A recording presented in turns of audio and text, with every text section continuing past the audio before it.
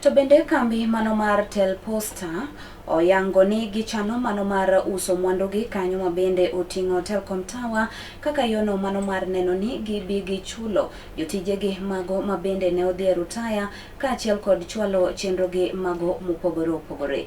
Weche maket koda magi ne giwacho e kaunti mano ma Kisumu kae ka otelnegi kod Ignatius Wamalwa mano mabende en achiel kuom apisas e kambino kama bende giyango ni gibiro bedo kod twak mano makare mano mar neno ni jotijego duto te mago mane tiyo e kambino to ne odhi e rutaya obiro yudo chudo mano makare to ka bende osetim chenro mano mar uso mwandu makamago.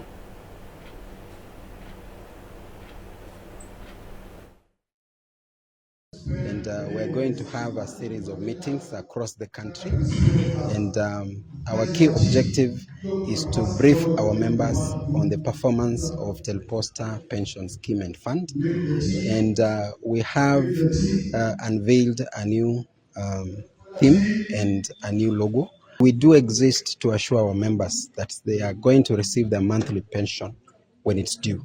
So when we have 83% of our funds tied in property, it poses a major risk of us being able to honor their monthly payments on time.